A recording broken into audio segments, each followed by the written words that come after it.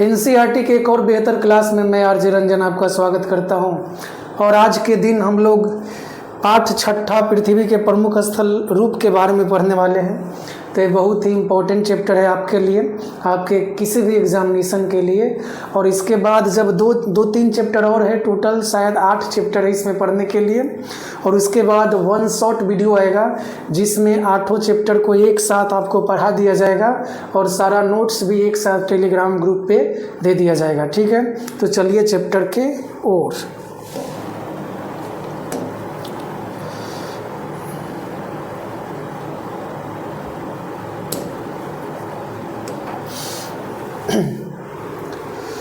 अभी यहाँ पे आप देख रहे होंगे इस इमेज में विभिन्न स्थल रूप को देख रहे होंगे।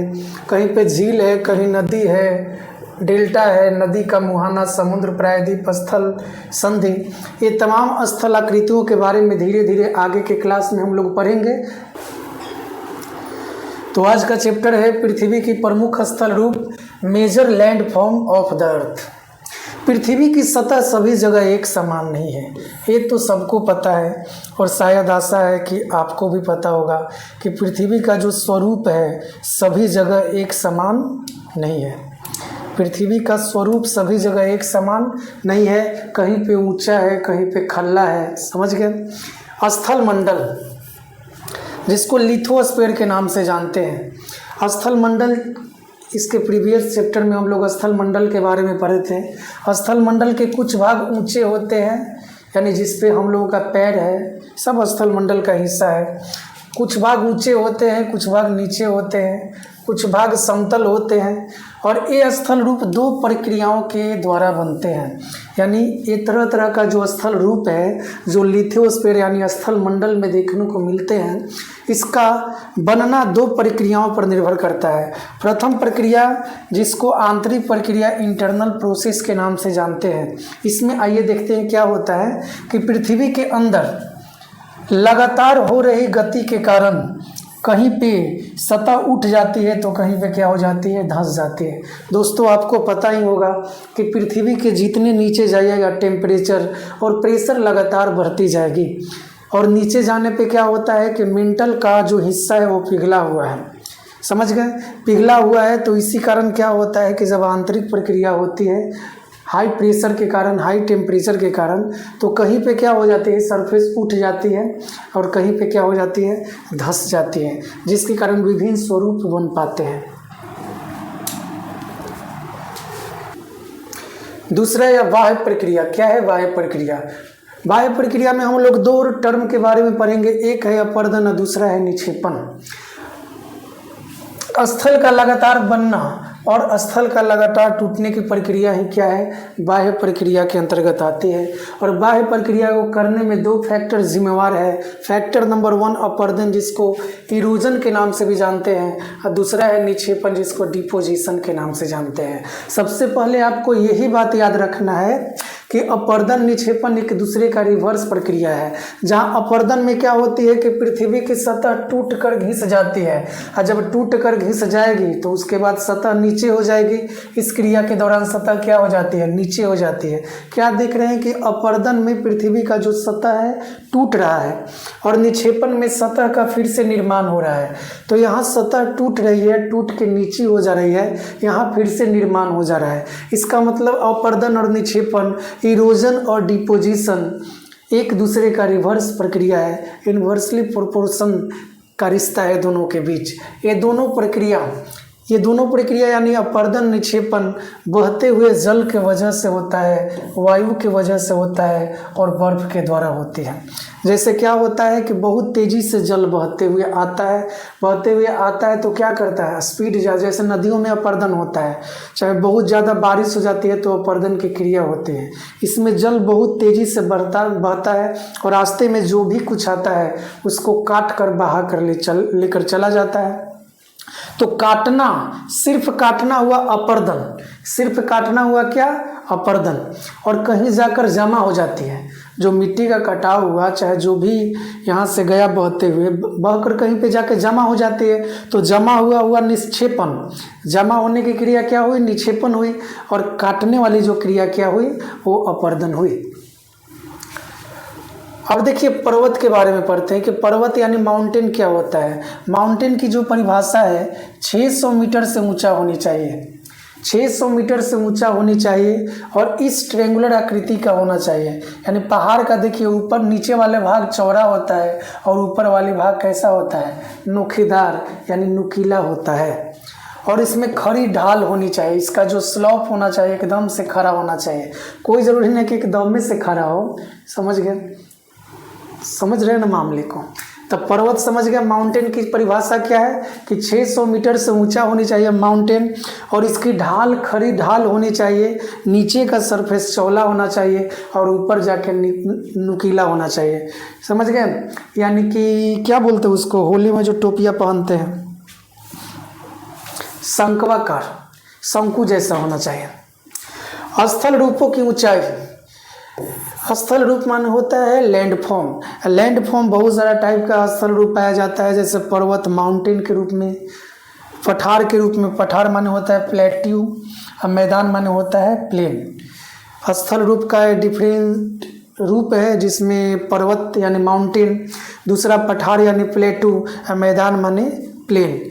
स्थल रूपों की ऊंचाई और ढाल के आधार पर कितने भागों में बांटा गया है, 3 भाग में। याद रखिएगा कि स्थल रूप को ऊंचाई और स्लोप यानी ढाल के आधार पर 3 भाग में बांटा गया है, पर्वत, पठार, मैदान, माउंटेन, प्लेट्यू और प्लेन। क्या है माउंटेन? तो माउंटेन के शिखर को कहते हैं समिट, और इसका शिखर होता है कैसा, समिट कैसा होता है, छोटा होता है। माउंटेन का जो बेस होता है, अभी न पढ़े हैं, इस टाइप से माउंटेन होता है। बहुत सारा माउंटेन है, बहुत सारा माउंटेन है, बहुत सारा, तो इसको बोलते हैं पर्वत श्रृंखला। समझ गए, ये अकेले है तो इसको बोलेंगे पर्वत। अब पर्वत की क्या है, समिट यानी चोटी, शिखर। तो पर्वत का जो शिखर होता है पातर होता है, छोटा होता है, नोखीदार नुकीला होता है। लेकिन अगर आधार की बात किया जाए कि पर्वत का आधार कैसा होता है, पर्वत का आधार कैसा होता है, तो पर्वत का आधार चौड़ा होता है। जैसे जैसे 2 है, जैसे जैसे यानी जैसे के बाद 2 लिख दिए, इसका मतलब हुआ जैसे जैसे ऊपर जाते हैं जलवायु यानी क्लाइमेट ठंडी होती जाती है। जी हाँ दोस्तों, जैसे जैसे पहाड़ पर आप ऊपर चढ़िएगा तो ठंडा ज़्यादा लगेगा।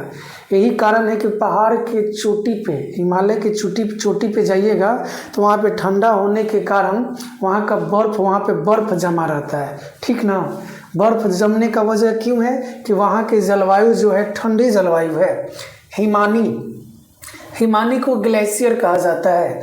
पर्वतों पर हमेशा जमी रहने वाली बर्फ़ कि नदियों को हिमानी कहते हैं। पर्वत पे जाइएगा, हिमालय पे, चाहे जहाज से जाइएगा ऊपर से, तो देखिएगा कि ऊपर बर्फ़, बहुत सारा बर्फ़ जमा हुआ है, उसको हिमानी कहा जाता है। और हिमानी क्या होता है वास्तव में, इसे बर्फ़ की नदियाँ भी कहा जाता है।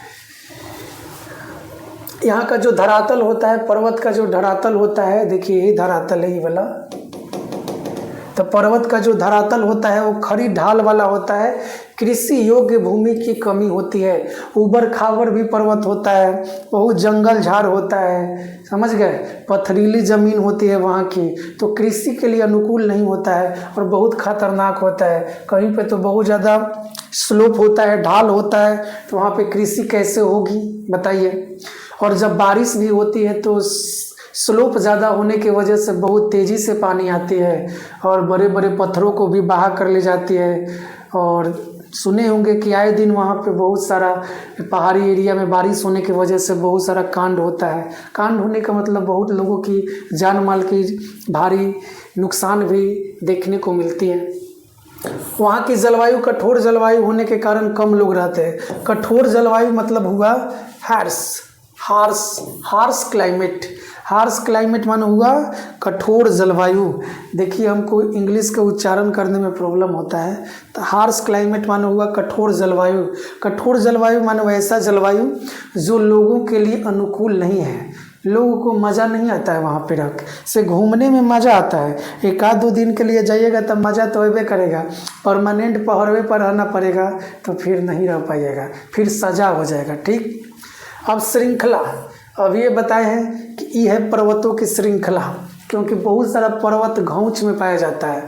श्रृंखला माने होता है रेंज, पर्वत एक रेखा के क्रम में व्यवस्थित होते हैं। यानी पर्वत श्रृंखला में क्या होता है कि पर्वत एक रेखा, एक लाइन के क्रम में व्यवस्थित होते हैं। यहाँ पे देख सकते हैं कुछ पर्वत श्रृंखला का एग्जाम्पल है जो आपको दिल में बसा के रखना है। हिमालय पर्वत श्रृंखला कहाँ पे है? एशिया में है। आल्प्स पर्वत श्रृंखला यूरोप में है, आल्प्स यूरोप। वहीं पे एंडीज पर्वत श्रृंखला पिछले अध्याय में पढ़े थे, ये साउथ अफ्रीका में है। साउथ अफ्रीका दक्षिण अमेरिका में है। इस टाइप से मिचाई ऐसा पाया जाता है, मिचाई ऐसा उसका स्ट्रक्चर है।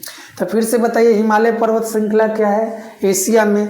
आल्प्स पर्वत श्रृंखला यूरोप में है। वहीं पे एंडीज पर्वत श्रृंखला है, वो कहाँ पे है? साउथ अफ्रीका में है। रॉकी पर्वत श्रृंखला नॉर्थ अमेरिका में है। कल इसका मतलब इसके बारे में पढ़े थे पिछले चैप्टर में। तो ये तमाम बातें आपको याद हो गई होगी। पर्वत किसे कहते हैं? तो पर्वत उसे कहते हैं जिसकी पर्वत का, अभी देखिए पिछला स्लाइड में, पर्वत की जो ऊंचाई कितनी होनी चाहिए? 600 मीटर से ऊंचा होनी चाहिए। इसका ढाल क्या होना चाहिए? खरा ढाल होना चाहिए।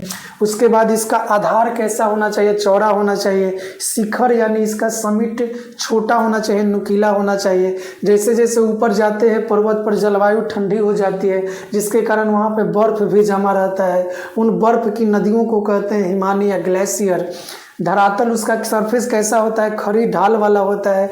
कृषि योग्य भूमि का वहाँ पे अभाव होता है, पथरीली ज़मीन होती है, बर्फीली ज़मीन होती है। कठोर जलवायु होने के कारण, कठोर जलवायु माने मनुष्य किसी भी जीव के लिए, लगभग जीवों के लिए अनुकूल जलवायु नहीं होती है। श्रृंखला समझ गए?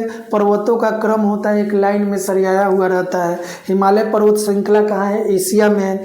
वहीं पे आल्प्स पर्वत श्रृंखला यूरोप में है। एंडीज पर्वत श्रृंखला दक्षिणी अमेरिका में है और रॉकी पर्वत श्रृंखला उत्तरी अमेरिका में है। पर्वत 3 प्रकार के होते हैं। एक है वलित पर्वत, दूसरा है व्रंशोथ पर्वत और तीसरा है ज्वालामुखी पर्वत। वलित पर्वत जिसको फोल्डेड माउंटेन के नाम से जानते हैं, फोल्ड माउंटेन या फोल्डेड, ब्लॉक माउंटेन व्रंशोथ पर्वत और ज्वालामुखी पर्वत जिसको वोल्केनो माउंटेन कहते हैं। अब इसके बारी बारी से इसके बारे में पढ़ेंगे। तो पहला है वलित पर्वत। वलित पर्वत को मुर्दार पर्वत के नाम से जानते हैं। ये है वलित पर्वत। देखिए वलित पर्वत का एग्जाम्पल क्या है? हिमालय। ये वलित पर्वत है, देख रहे होंगे वलित पर्वत, आपको चित्र दिखाई दे रहा होगा, समझेंगे तो वो भी समझ में आ जाएगा। हिमालय आल्प्स इसका एग्जाम्पल है। हिमालय आल्प्स इसका एग्जाम्पल है। आल्प्स अभी न पढ़े हैं। आल्प्स कहाँ है बताइए? आल्प्स पर्वत श्रृंखला यूरोप में है। वलित पर्वत में क्या होता है कि सतह उबड़ खाबड़, सतह कैसा होता है? उबड़ खाबड़। और शिखर क्या होता है? शंक्वाकार। वलित पर्वत का एग्जाम्पल कौन है? हिमालय आल्प्स। इसका शिखर कैसा होता है बताइए? उबड़ खाबड़ होता है और इसका सतह उबड़ खाबड़ है और इसका शिखर शंक्वाकार, शंकु के आकार का है। देख रहे हैं शंकु के आकार का, शंकु इस टाइप से होता है। शंकु पढ़े होंगे, शंक्वाकार। तो हिमालय आल्प्स का जो सतह उबड़ खाबड़ है और शिखर कैसा है? शंक्वाकार है। अरावली पर्वत श्रृंखला जो इंडिया में है। विश्व की सबसे पुरानी वलित पर्वत कौन है?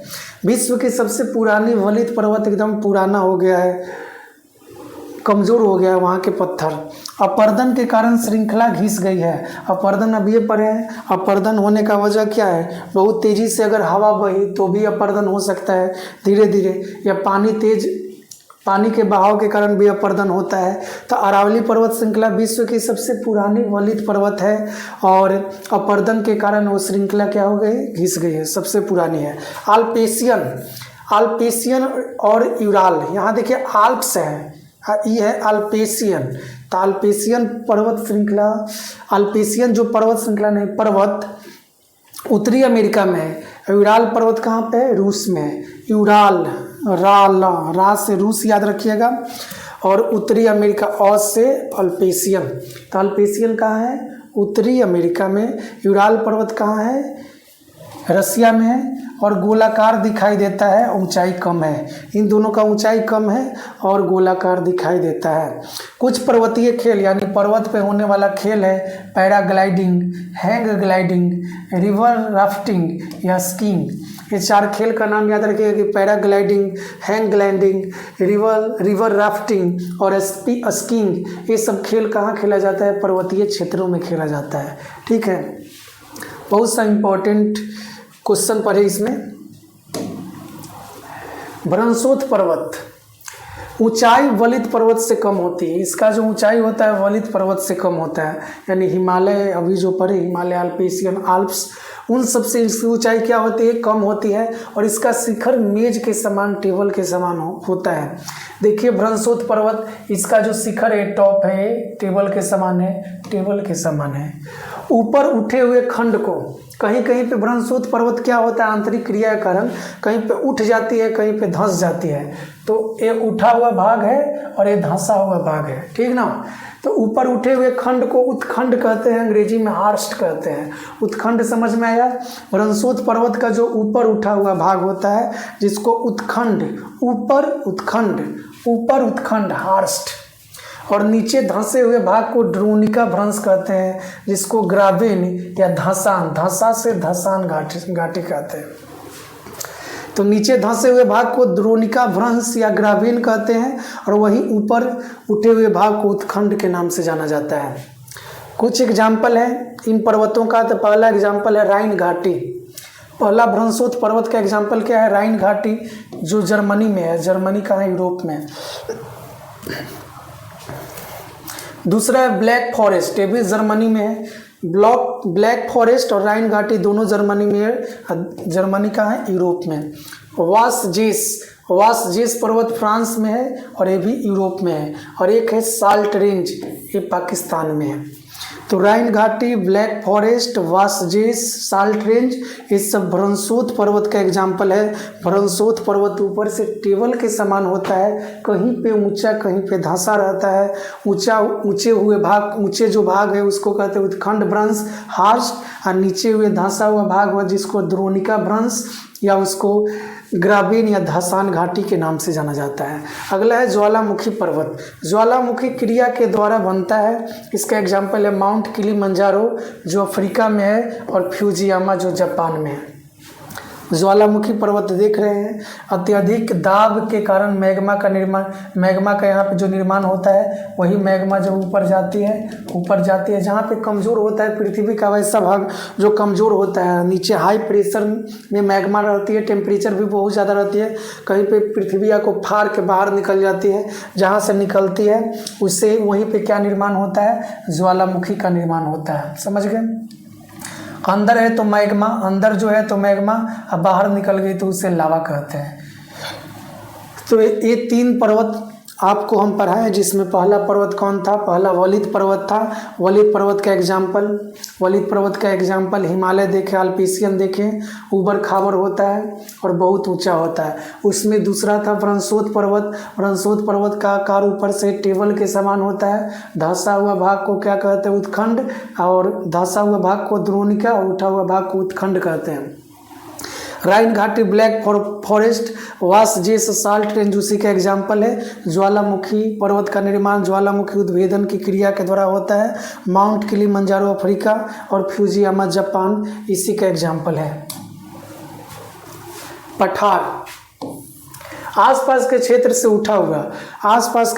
उठा हुआ होता है, पहाड़ से कम ऊंचा होता है। ऊपरी भाग मेज के समान होता है, आसपास के जो मैदानी क्षेत्र से ऊंचा उठा हुआ भाग होता है। खनिज, इसमें पठार में खनिज बहुत प्रचुर मात्रा में पाई जाती है। इसका एग्जाम्पल है अफ्रीका का पठार, बहुत फेमस है सोना के लिए, हीरा के खान के लिए। अफ्रीका जो महादेश है, अफ्रीका महादेश में एक देश है जिसको कहते हैं साउथ अफ्रीका। वहाँ का खिलाड़ी थे AB डिविलियर्स, मेरा बहुत फेवरेट है, शायद आपका भी फेवरेट होंगे। तो अफ्रीका का पठार से सोना निकलता है और हीरा के खान के लिए प्रसिद्ध है। भारत में छोटा नागपुर के पठार जो कोयला, लोहा और मैंगनीज का खनन वहाँ से होता है। हुंडरू जलप्रपात स्वर्णरेखा नदी पे है।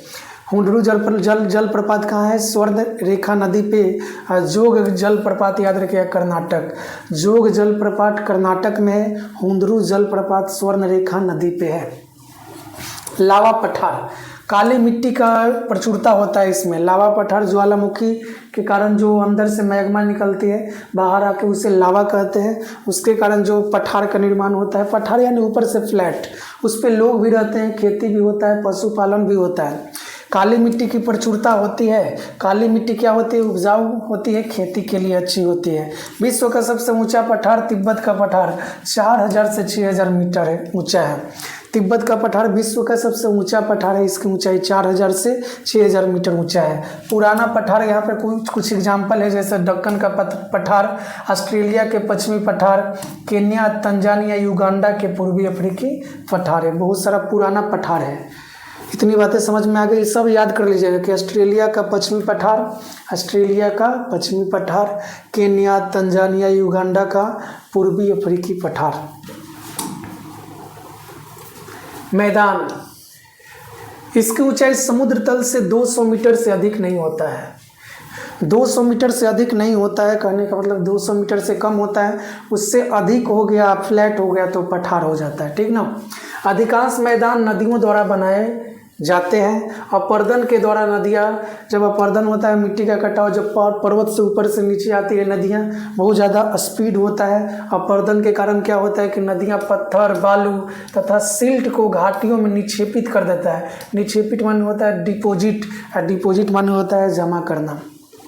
उसके द्वारा इन्हीं निक्षेपों से मैदान का निर्माण होता है। यही जो निक्षेप होता है अपर्दन के द्वारा नदियों द्वारा बहा कर लाई जाती है, वही मैदान, उसी से मैदान का निर्माण होता है। ये बहुत ज़्यादा उपजाऊ होता है क्योंकि बहुत सारे जीवों के अवशेषों को बहा कर लाता है, बहुत सारा पेड़ पौधा, समझ रहे हैं ना, तो सब जैविक खाद के रूप में भी काम करता है और बहुत ज़्यादा उपजाऊ होती है। बहुत ज़्यादा मैदान उपजाऊ होता है। कौन सा मैदान? देखिए, नदियों द्वारा बहा कर लाई गई जो मिट्टी होता है उसे जलोढ़ मिट्टी कहते हैं। और जलोढ़ मिट्टी बहुत ज़्यादा क्या होती है? उपजाऊ होती है। बहुत ज़्यादा उपजाऊ होती है तो वहाँ जनसंख्या भी क्या होती है? अधिक पाई जाती है। और मैदान क्या होता है? अधिक उपजाऊ होता है। जैसे गंगा ब्रह्मपुत्र का मैदान जो भारत में है, यांगत्से नदी का मैदान जो चीन में है। गंगा के मैदान भारत में सबसे अधिक जनसंख्या वाला क्षेत्र है।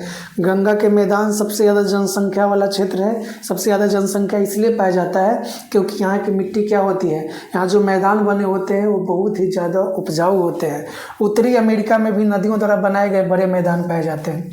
उत्तरी अमेरिका में भी नदियों द्वारा बनाए गए बड़े मैदान पाए जाते हैं। देखिए, मैदान है, यहाँ पे खेती बाड़ी हो रही है, बहुत ज़्यादा हरियर हरियर पेड़ है, सुंदर लग रहा है।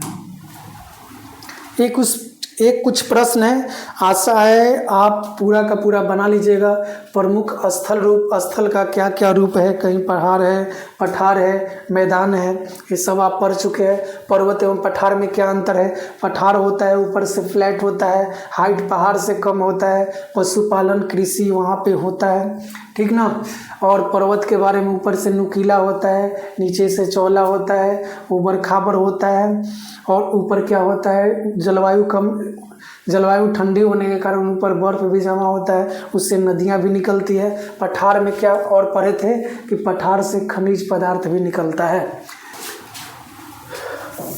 पर्वतों का विभिन्न प्रकार कौन है? तो पर्वत के 3 प्रकार पढ़े हैं। पहला प्रकार कौन है? वलित पर्वत, दूसरा भ्रंशोत्थ पर्वत और तीसरा ज्वालामुखी पर्वत। मनुष्यों के लिए पर्वत किस प्रकार उपयोगी है? पर्वत से नदियाँ निकलती हैं, पर्वत पर लोग घूमने भी जाते हैं, पर्वत से नदियाँ निकलती हैं तो बहुत ज़्यादा क्या होती है, वहाँ उसके बहा कर लाती है, अपर्दन करके लाती है तो मैदान का निर्माण होता है। बहुत तरीक़ों से पर्वत क्या है हमारे लिए इम्पोर्टेंट है। मैदान का निर्माण किस प्रकार होता है ये तो अभी बताए। नदियों द्वारा निर्मित मैदान सघन जनसंख्या वाले क्यों होते हैं? मैदान सघन जनसंख्या वाले इसलिए होते हैं कि वहाँ पे सारा चीज़, कृषि भी खूब अच्छा से हो सकता है, वहाँ पे नदी भी होती है, तो नदी होती है तो पशुपालन आराम से कर सकते हैं, खेती आराम से कर सकते हैं। पर्वतों में जनसंख्या कम क्यों होती है? पर्वत में जनसंख्या कम इसलिए होती है कि मानव के रहने के लिए अनुकूल परिस्थितियाँ नहीं पाई जाती। ऊबड़ खाबड़ ज़मीन होता है, ठंडा होता है, खेती के लिए अनुकूल ज़मीन नहीं होता है। पर्वत पठारों से भिन्न क्यों होते हैं? ऊंचाई के कारण, ढाल के कारण कि अभिमुखता के कारण? तो ऊंचाई के कारण हिमानी कहाँ पे पाई जाती है? हिमानी मैदान में तो नहीं, पठार में नहीं, पर्वत में पाई जाती है। दक्कन पठार कहाँ स्थित है? केन्या में, ऑस्ट्रेलिया में, भारत में। दक्कन का पठार। यांगसे नदी कहाँ बहती है? यांगसे नदी चीन में बहती है। यूरोप में एक महत्वपूर्ण पर्वत श्रृंखला कौन है? यूरोप का महत्वपूर्ण पर्वत श्रृंखला आल्प्स है। समतल भूमि वाले विस्तृत क्षेत्र को क्या कहते हैं? मैदान कहते हैं। हिमालय एवं आल्प्स कैसे पर्वत के एग्जाम्पल है? तो ये वलित पर्वत का एग्जाम्पल है। ऊबड़ खाबड़ जमीन। किस क्षेत्रों में खनिज की प्रचुरता होती है? पठार वाला क्षेत्र में, पठारी क्षेत्रों में। पर्वतों का एक क्रम, पर्वत अगर लाइन से है तो उसे क्या कहते हैं? पर्वत श्रृंखला कहते हैं। किस क्षेत्र कृषि के लिए सबसे अधिक उत्पादक क्षेत्र है? मैदानी क्षेत्र कृषि के लिए अधिक उत्पादक क्षेत्र है। तो आशा है दोस्तों ये तमाम जितना भी प्रश्न था आपको समझ में आया होगा। इसको खूब अच्छा से याद कर लीजिएगा ताकि आने वाले एग्जामिनेशन में आप फोड़ के आ जाए अगर इससे आपका प्रश्न हो। तो इसी तरह सिलसिला एनसीईआरटी का चलता रहेगा। इसके बाद चैप्टर नंबर 7 को पढ़ेंगे, 8 को पढ़ेंगे और उसके बाद वन शॉट वीडियो आएगा सबका, उसमें कंपाइल करके वीडियो आएगा और एक ही वीडियो में आप पूरा क्लास 6 के ज्योग्राफी को देख सकते हैं और इसका संपूर्ण नोट्स आपके टेलीग्राम ग्रुप में दे दिया जाएगा। ठीक है, तो मस्त रहिए, ऐश कीजिए, खूब पढ़िए, लेकिन खेलिए भी, सारा चीज़ करिए, न तो बाद में पछताइएगा। ठीक ना दोस्तों, नमस्कार, बाय बाय।